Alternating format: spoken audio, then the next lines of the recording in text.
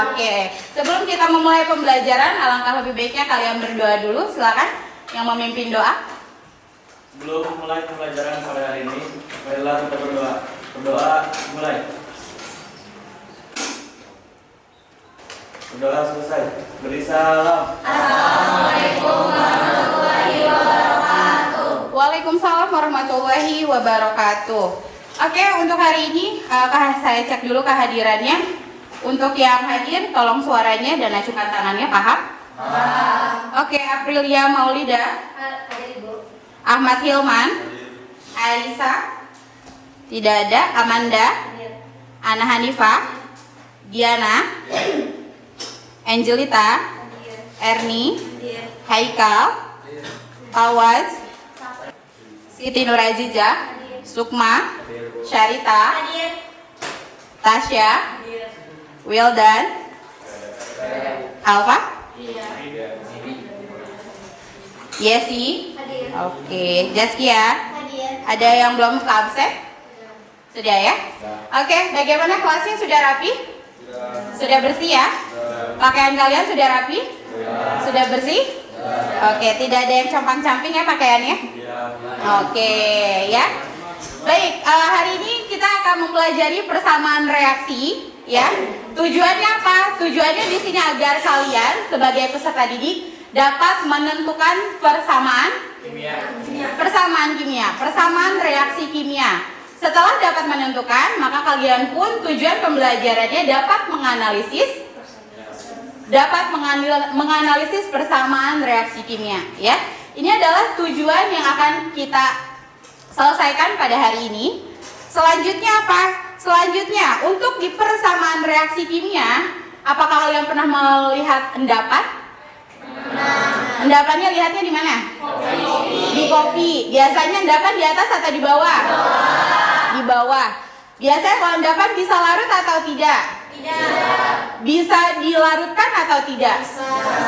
Ya, tapi lambat laun akan menghasilkan endapan. Biasanya pakai suhu panas atau suhu dingin? Panas. Suhu panas itu kebiasaannya. Nanti akan kita lakukan percobaannya nanti, ya. Sebelum kita mulai lagi ke kegiatan selanjutnya, boleh berdiri semuanya. Seperti biasa kita akan melaksanakan atau melakukan tepuk semangat. Semangat semuanya? Oke, kita mulai tepuk semangat.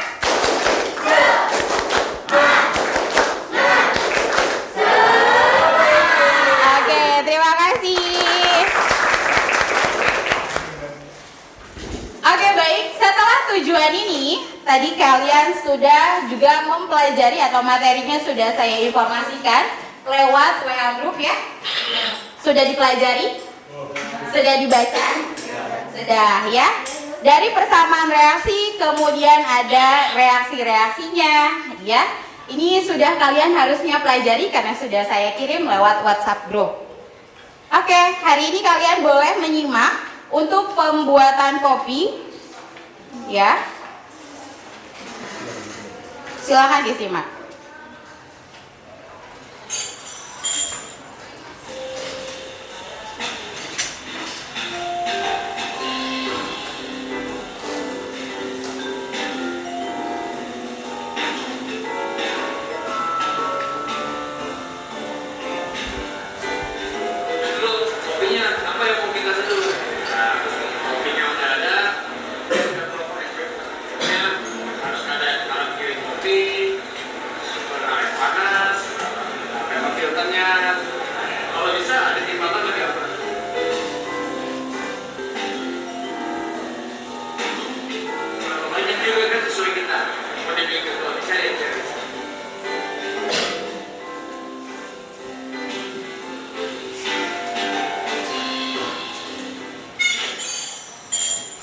Oke, itu cara pembuatan kopi ya.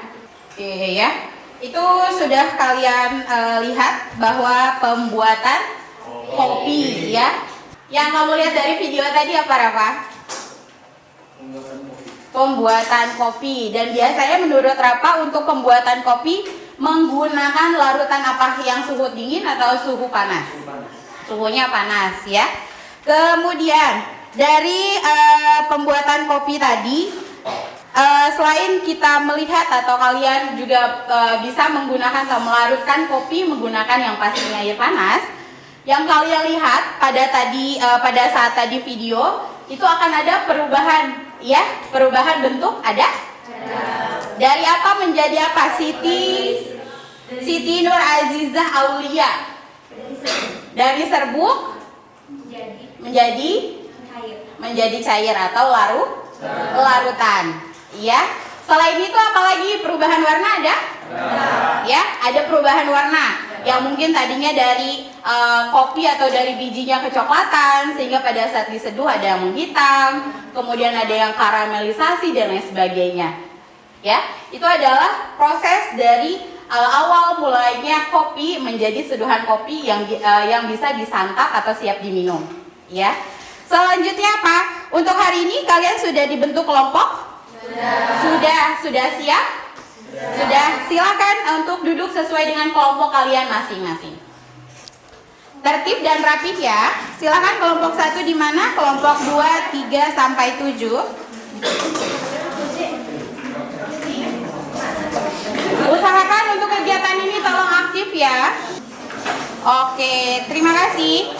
Seperti yang sudah pernah kalian yang sudah saya bagikan ke kalian, untuk kelompok 1 terbaginya apa? Menyelesaikan masalah tentang apa? Kelompok 1? Pembakaran kertas. Boleh diambil LKPD-nya? Iya, terima kasih. Kelompok 2 tentang kembang api. Oke, terima kasih. Kelompok 3 tentang kembang api, boleh diambil. Kelompok 4 tentang pembuatan kopi. Iya. Kelompok 5 pembakaran kertas, boleh diambil. Silakan dipelajari LKPD-nya, dijawab sesuai dengan kolom yang sudah ditetapkan. Kelompok 6 tentang kopi, boleh diambil. Kelompok 7 kertas. Ya.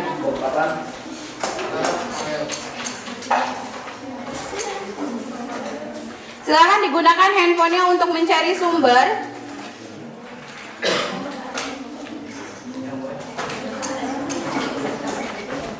Nama dan kelompoknya jangan lupa ya.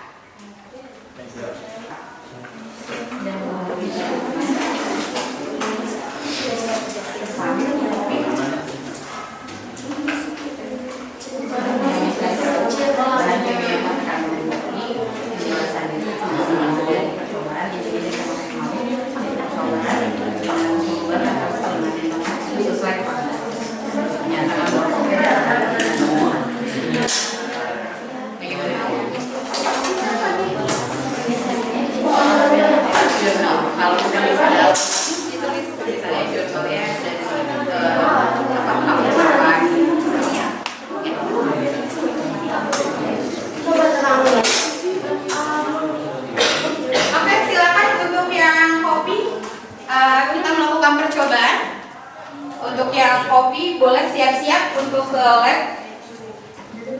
Untuk yang kopi silakan. Untuk yang kopi silakan bersiap-siap. Tidak apa-apa. Untuk yang kopi silakan bersiap-siap gunakan jasanya. Kita melakukan percobaan untuk yang kopi.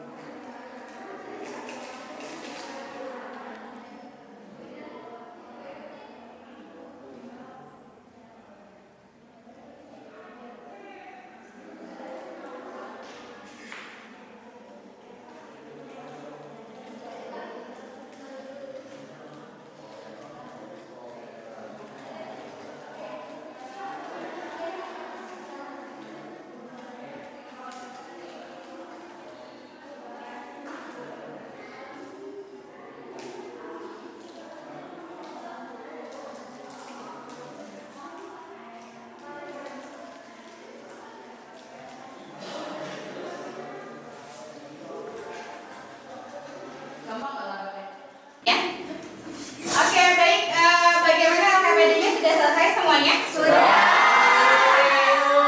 Silakan untuk ketua kelompoknya berbaris kelompok 1 sampai 7 kalian akan ngeklik presentase atau presentasi yang keberapa sih kalian? Silakan kelompok 1, 2 sampai 7. Baris dulu di sini. Silakan. Kelompok 1, 2, 3 sampai 7 berbaris dulu.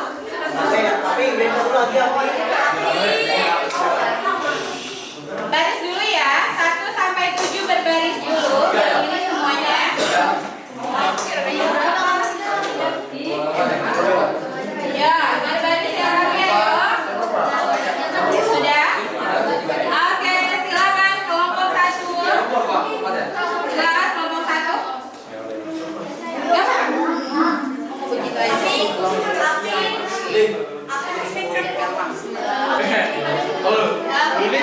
Oh, sampai tadi.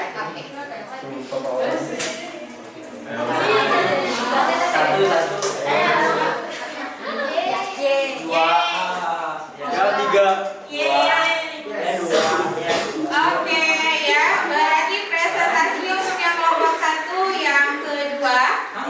Iya. Kelompok 2 presentasinya yang keberapa? Keempat. Selanjutnya kelompok 3. Dihapus. Betul. Oke, klik lagi.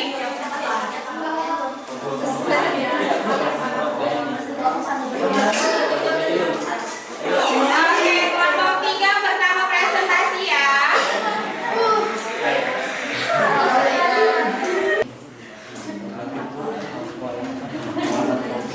Silakan kelompok 3. Assalamualaikum warahmatullahi wabarakatuh. Waalaikumsalam warahmatullahi wabarakatuh. Kami dari kelompok 3 ingin mempresentasikan tentang hasil analisis kami terhadap kembang api. Perkenalkan, nama saya Siti Nurhijah Aulia. Saya Yesi Tamara. Saya Yesi Anissa. Saya Muhammad Satria Bisri Utama. Dan Oke. nah, untuk kenapa kembang api bisa menyala itu akan dijelaskan oleh Yesi. Nah, kenapa sih kembang api bisa menyala? Kembang api bisa menyala karena adanya pemicu seperti api yang menyentuh bahan kimia pada kembang api. Jadi, ketika sumbu api yang berwarna hitam itu dibakar, maka bahan bakar yang terkandung pada kembang api itu akan mengalami teroksidasi terhadap oksigen. Oksigen berupa udara yang akan menghasilkan suhu yang panas, cahaya, dan juga gas yang berwarna. Dan selanjutnya akan dibacakan oleh untuk bahan-bahan bakarnya yang terkandung dalam kembang api akan dibacakan oleh Yesi. Bahan bakar apa saja sih yang ada dalam kembang api? Yang pertama, bubuk mesiu atau black powder meliputi potasium nitrat, arang karbon, dan sulfur. Oke, untuk potasium nitrat itu merupakan bahan bakar utama pada kembang api. Dia memberikan oksigen tambahan yang diperlukan untuk proses pembakaran Yang kondusif ya. dan menghasilkan panas serta cahaya yang terang. Dan untuk selanjutnya, arang atau karbon, Oh, masih ini. Oke. Dan untuk selanjutnya, arang atau karbon itu membantu meningkatkan stabilitas dan durasi pada proses pembakaran kembang api. Dan yang terakhir itu sulfur. Sulfur itu digunakan sebagai bahan bakar tambahan pada kembang api.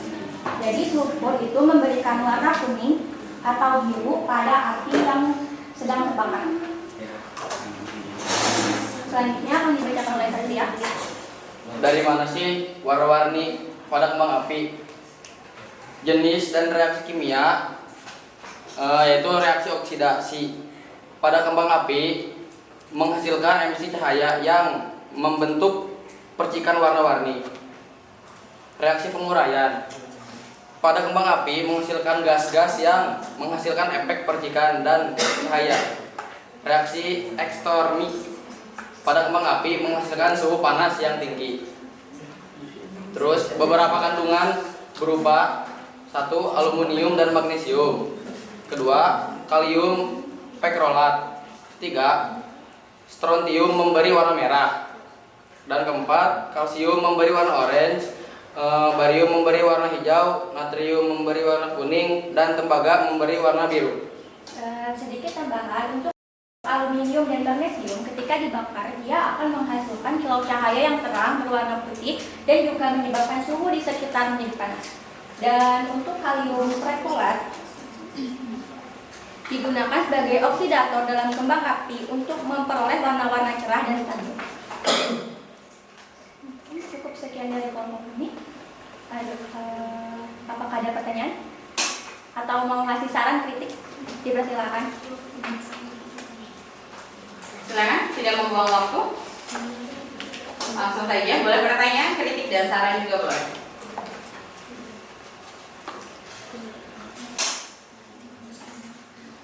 Ya.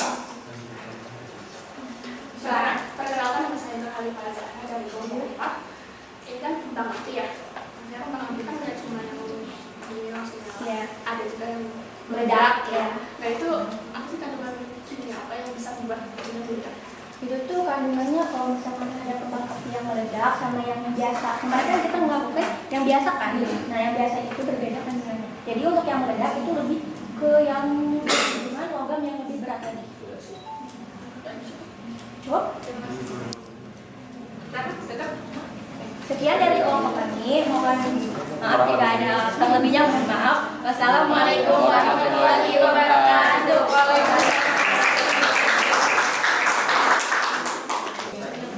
Assalamualaikum warahmatullahi wabarakatuh. Waalaikumsalam warahmatullahi wabarakatuh. Mohon perhatiannya sebentar teman-teman. Sekarang hari ini kita akan mempresentasikan hasil tugas kita mengenai larutan kopi. Perkenalkan dari kelompok kami, kelompok 4. Saya Nurhalifah Zahra. Saya Sukma Sahrul. Saya Amanda Pratianti. Saya Luciana Rahayu. Baik, pertama kami akan menjelaskan apa sih larutan kopi itu. Silakan, satu tim. Ada yang tahu nggak sih kenapa kopi bisa larut? Nah, kenapa kopi bisa larut? Kopi dapat larut dalam air karena biji kopi mengandung berbagai senyawa yang larut dalam larut air. Nah, senyawa yang bisa terlarut dalam air, contohnya kayak kafein, asam klorogona, sama antioksidan kalau nggak salah. Terus siapa yang larut lebih dulu? Kafein biasanya merupakan salah satu senyawa yang larut lebih dulu. Kafein memiliki kelarutan yang tinggi dalam air sehingga mudah larut dan terdispersi saat proses penyeduhan berlangsung. Nah, apa sih penyebab?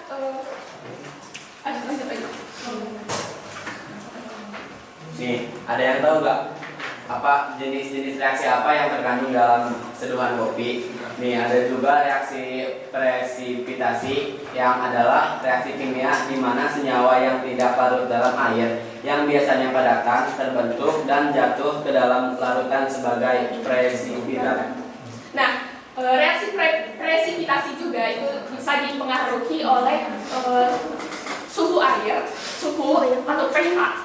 Nah, biasanya kalau dalam suhu itu bisa terjadi endapan karena suhu yang tadinya panas bisa makin dingin dan menyebabkan endapannya mulai terendap. Reaksi Maillard adalah reaksi kimia antara asam amino dan gula yang terjadi saat pemanasan. Ini menghasilkan berbagai senyawa kompleks yang memberikan rasa, aroma, dan warna pada makanan atau minuman. Kopi juga memiliki reaksi penting lainnya, yaitu ada karamelisasi yang terjadi ketika gula didehidrasi dan dikondensasi menjadi senyawa mirip karamel. Ketika suhu pemanggangan meningkat, biji kopi mengalami pirolisis, suatu proses di mana senyawa organik kompleks terurai menjadi senyawa karbon yang lebih sederhana.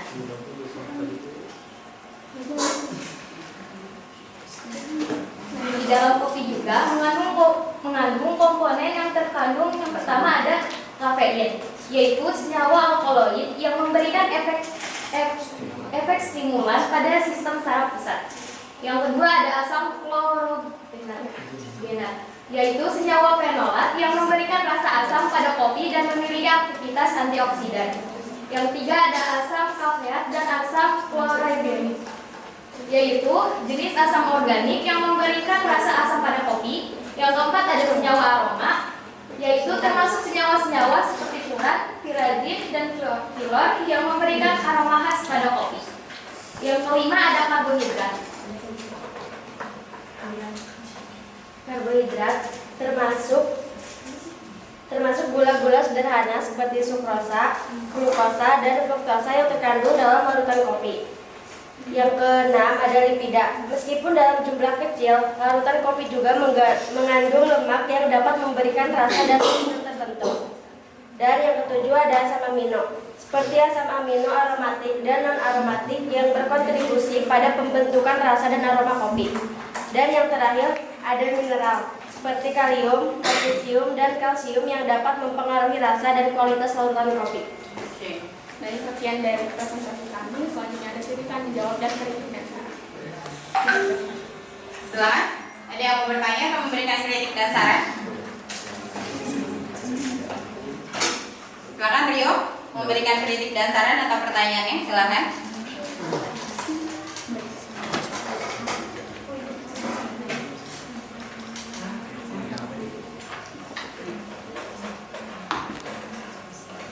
Silakan. Perkenalkan, nama saya Rio dari kelompok 7. Apa yang terjadi jika kopi dilarutkan dengan air dingin? Biasanya kalau kopi dilarutkan dengan air dingin itu rasanya bakal lebih asam sama lebih cair. Kakak terus larutnya juga agak lembut daripada dilarutkan dengan air panas. Baik. Silakan ditutup. Ya. Baik, terima kasih atas kritik dan saran. Kurang lebihnya mohon maaf. Wassalamualaikum warahmatullahi wabarakatuh. Baik. Oke, untuk kelompok lain yang akan dipilih kan Pak ya. Untuk kelompok 4 dan kelompok 3, terima kasih, boleh kasih tepuk tangannya. Oke, untuk kegiatan hari ini boleh kalian mencar LKPD-nya dikumpulkan. Duduknya lebih rapi lagi sendiri-sendiri. Silakan.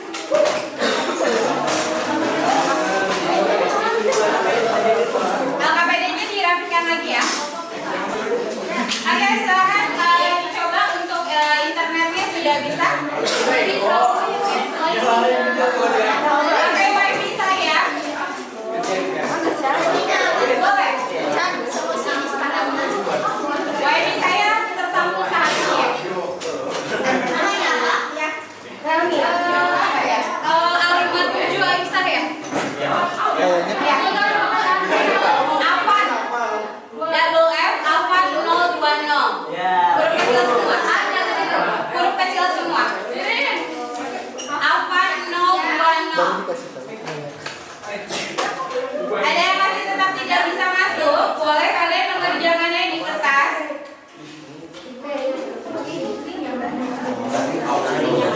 Ini yang di depan. Di Google. Ada lagi yang terhalang oleh itu, boleh lebih rapi lagi. Laras itu siapa Laras? Jangan menyendiri, tenang. Santai. Ada yang belum bisa masuk?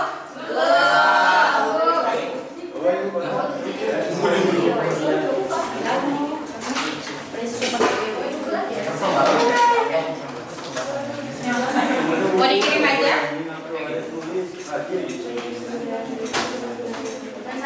Ya.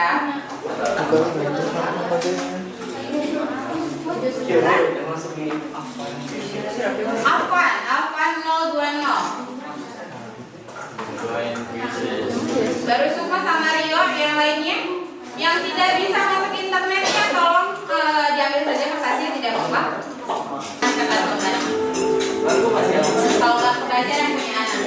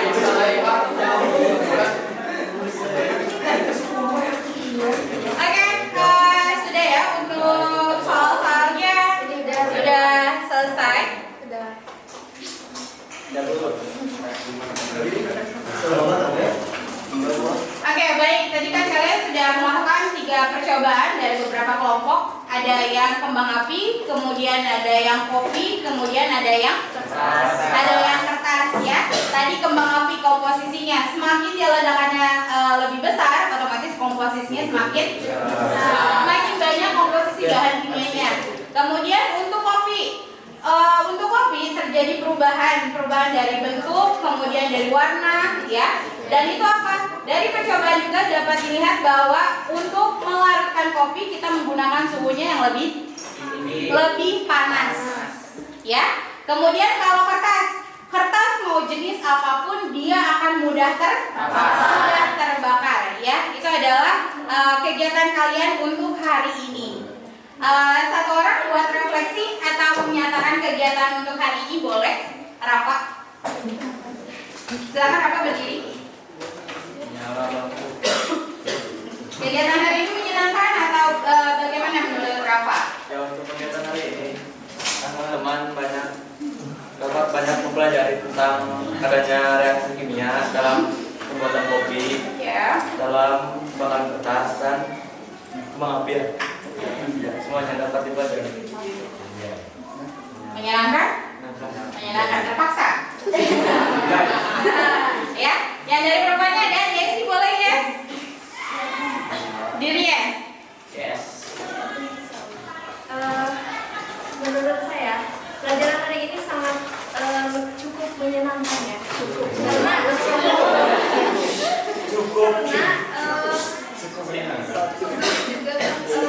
tentang presentasi dan saya bisa tidak terlalu betul untuk presentasi juga.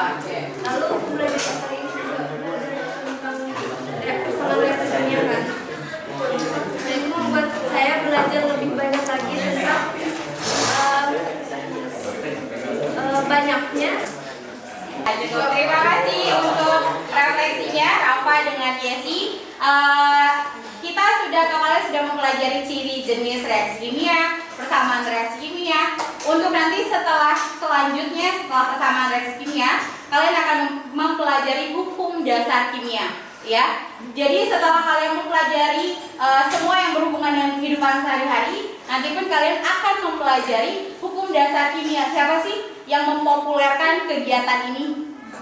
Siapa sih yang mengusung kegiatan reaksi kimia yang nanti akan ada para ahli di belakangnya? Sehingga apa? Semua kegiatan kita itu sudah memang diteliti oleh para ahli sebelumnya. Dan kita apa? Kalian, generasi kalian itu hanya tinggal membuktikan terjadi atau tidak terjadi. Ya, semoga kegiatan kali ini dapat dipahami dan bisa bermanfaat untuk kalian. Boleh ditutup atau dipimpin doanya oleh siapa? Silahkan. Sebelum mengakhiri pelajaran pada hari ini, maka baiknya kita berdoa.